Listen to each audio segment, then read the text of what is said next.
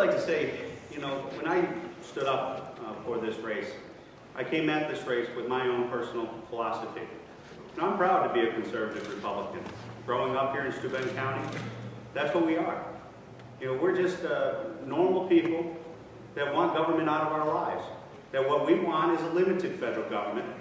We want a federal government that's going to respect and encourage and create an environment upon which the private sector can be unleashed to get us out of this economic recession.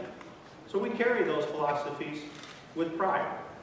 Now, what you're going to find in us, and what many people in the area know in us and about us, is that we are who we are. I stand up for what I believe in. That, I think, has been demonstrated by our run on July 1st, 2009. I will tell you that many in the party at that point in time told me, we don't want you to run, we want you to stay as mayor of the city of Corning. And that was a tough decision. I've shared that with you, Joe, before.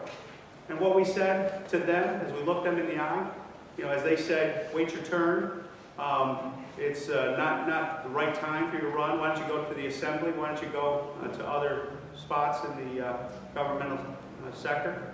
And what I said is, this isn't about a political career. It's about standing up for what you believe in. And that's what we do. And that's what we've been doing since day one. On a fundamental policy issue that we disagree with, No Child Left Behind, for example. That's a Republican passed bill years ago. I have serious concerns about No Child Left Behind because it takes the power out of teachers. I think that answer gives you a clear choice of what's going to happen tonight. Tom's going to give you his opinions and talk long political answers. I'm going to give you solutions and honest answers to the question that was asked. Tom, you did a great job showing people how good of a politician you are, but you didn't actually tell them what you did for it until the very end of your statement. John Carroll has our next question. I want to remind folks watching at home, log on to Facebook because I am reading your comments and questions right here. I'm also sort of in a role where I keep these candidates on their toes. If I don't like one of those answers, if it isn't complete, I'm going to chime in and weigh in on my own questions. I'm going to start with a Facebook question we got a little bit earlier today from Tom. He asked a philosophical question. Let's face it, in this climate, people want to know where their candidates stand philosophically on their role on government.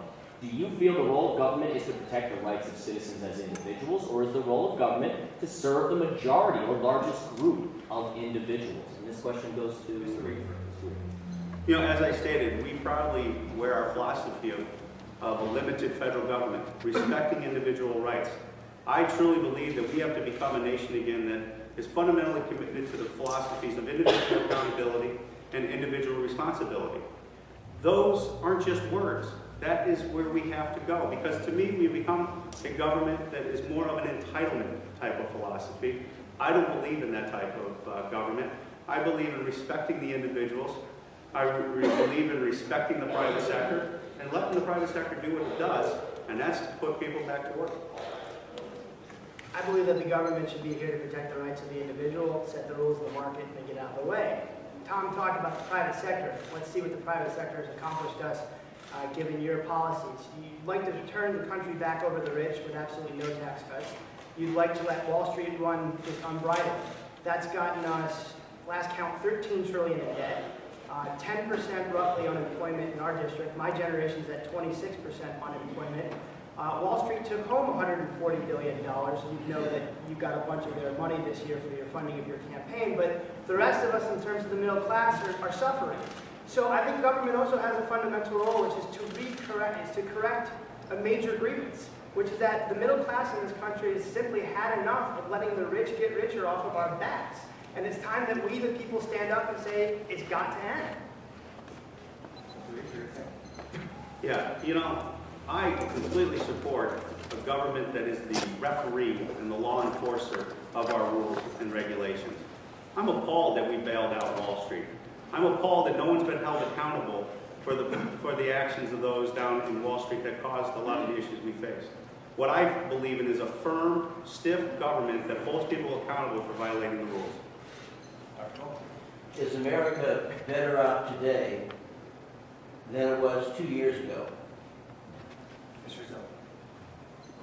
Yes, I think it is. I think we finally have gotten away from the fact that we had a president that was willing to commit us to 2 wars without ever actually having a reason to go into Iraq in the first place. I think America is better off with the fact that a lot of people blame the Democrats for the bank bailout. It was the Republicans who came up with it and passed it. It was a Republican plan.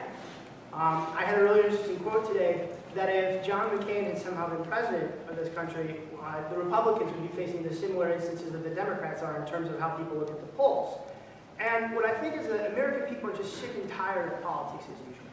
I think you can blame either party, and I think that's a matter for historians to debate, but I want to focus on solutions. So let's talk about this. This debate comes down to getting people back to work.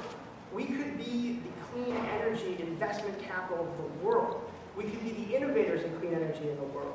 This debate comes down to protecting our Marcellus shale gas rights and whether or not we're going to drill there safely and adequately. Discussions about whether or not the country's better off now than it was 2 years ago is great for historians, but I want to focus on solutions to them. I would absolutely say we are not better off. You know, when we see unemployment rates at 9.6%, as I've traveled this district and put 72,000 miles on the car, and I've been involved with the Tea Party movement, I have seen so many people that are stepping forth and saying, I'm scared. And I'm scared there with you, but you know what? We're coming together and we're standing for what we believe in. And what we have to recognize is that the big government policies, such as Obamacare, and the policies that have been enacted in the last 2 years, threaten the fabric of our American government. Our American government that you and I, who stand with me, believe, where the federal government is a limited government and it is outside of our lives, and it gets out of the way so that the private sector can do its thing, and that's put people back to work. That's a philosophy we bring to the table.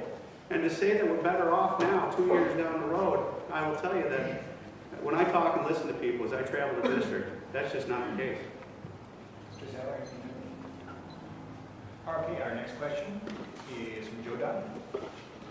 Both of you agree that federal spending is out of control.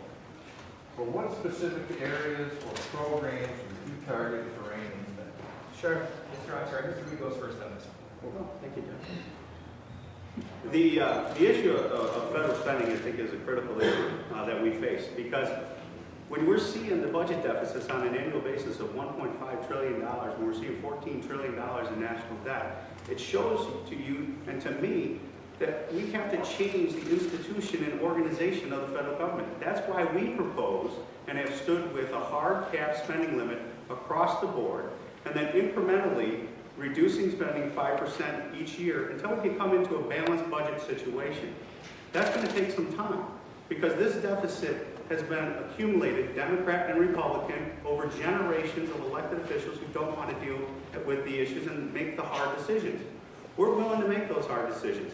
And if you put that hard cap spending limit across the board, what that's going to do is it's going to force us to have the open and honest debate that's going to lead to the reductions and the cutting of expenses that we need to do. And that's what we firmly are committed to. It's amazing. He just proposed cutting Social Security by 20%. He proposed cutting the defense budget by 20%. See, Tom, 2/3 of federal expenditures are entitlement programs. I'll give you an actually specific answer rather than a political one. The intelligence community currently has 16 agencies. Now, each of these agencies is allowed to give out their own security clearance. I know because I used to be an officer of the CIA, and I'm also a military intelligence officer with the Department of Defense. You, the American taxpayer, literally paid $250,000 per security clearance for me to have. So just in me alone, you've shelled out $500,000. I say that's got to stop. I think that the intelligence community ought to be consolidated into one secretary level candidate branch, Department of Government with a Secretary of Intelligence. I think it would substantially reduce cost. I'll give you another program.